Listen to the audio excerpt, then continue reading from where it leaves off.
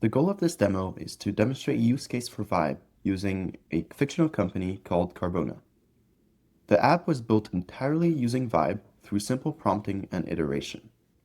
The use case shown here is a customer success platform for a fictional company to manage their customers. The first thing we can see is a customers list that is taken from Salesforce, as seen here.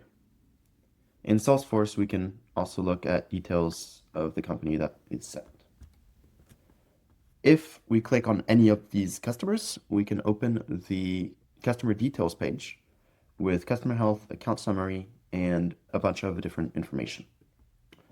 One thing you'll note here is an account team where we can assign different teams to this company.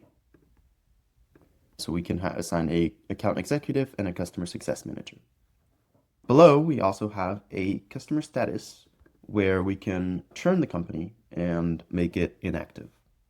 Churn companies are visible in the Churn tab, and we also have the ability to see why and how they were churned. Going back to the Customers tab, we can go through these tabs with meetings that are taken from Google Calendar and show all the meetings with this company, so in this case 3M. And if we go into our calendar, we do indeed see, for example, this meeting with 3M. That was on Wednesday. Then we can add a transcript, either Zoom, Google Meet, or any other transcript to the meeting, which will then auto-create action items that we can manage with these dropdowns. Next up, we have the Relationship tab with a contacts list, very standard. But what is completely custom and unique, which is only really possible with Vybe, is, for example, this relationship matrix that is completely unique to this company. In this example, you're able to move one contact to a different place in the matrix, and if you give it a second, it will be able to update all of the information for the contact. If we move on to the next tab, which is surveys, we can see the survey responses of this company for a survey from Google Forms that is sent out to all their customers. To see a more detailed page, we can go in the Surveys tab, and we can see there's 3 surveys. If we click on one, we can have a close-up on all the different replies. And then afterwards, we have metrics that are taken from, in this case, Supabase, but it can be any sort of database that the company uses, and it will record and display all the different metrics from that company. And finally, we have a Slack that just displays messages from the Slack channel. Now, of course, Slack is an example, but any support system can be used here. And if we go and just check out, we do see 2 messages. And if we go into the Slack channel, the same one, customer 3M, we see the same messages. Going back to our customer info, we can take a closer look at the customer health and account summary. The customer health is completely custom to this company that is pretty much based on different scores and measures a general health score that will measure how well the company is doing. For example, we have the customer success manager sentiment that is managed here. We have the engagement that is managed based on the metrics. We have the renewal proximity, so how soon the contract will end, because the closer the contract end, the more likely the company is to not renew, because if they're in a contract, they're not generally going to break it. And then survey score from the surveys.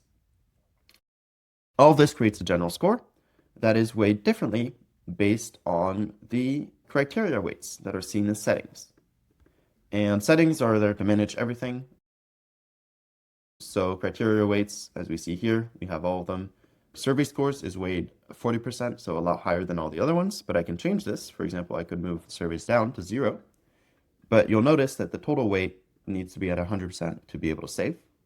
So what I'll do, and I'll just show a drastic example, if I put the customer success manager sentiment at 100% and put all the other ones at 0%, if we save weight and go back to my customers, all of a sudden, all of the health metrics change, and now we have either 100, 50, or even 10, because the only thing calculated is the CSM sentiment. In the settings, we also have a few different tabs, teams, That's to manage the AE and CSMs, the life cycles stages, the events, so with the different keywords that will be taken from Google Calendar, the AI prompt, which we'll get to in a second, because that's how the AI summary is built, and email templates to send to all of our customers, and then the metrics configuration with all the metrics we have. If we go back to our company, we see the account summary, which talks about how the company is doing with the health. It will also look at the meeting's transcript and will give a general summary, as seen here. And finally, the last thing I want to show is the dashboard that will take all of this information and put it into these lists. So with the customers at risk, the low health scores customers, and the renewals in 2026. You notice all the health metrics are a little bit messed up because we changed the weights, but normally this would be pretty accurate. To summarize, Vybe makes building a customer success platform incredibly customizable and easy to implement. It's possible to add and publish a new feature in minutes, and all of this without any coding skills. With thousands of integrations, it's become possible to centralize practically anything into one app. In this use case, I connected Slack, Google Calendar, Google Forms, Salesforce, and Supabase. But those are only a few examples, and in the next demo, I'll show a completely different use case. This is largely inspired by real customer apps, and if you're interested in learning more, I highly encourage you to look at our case studies on our website. Thank you, and I'll see you in the next one.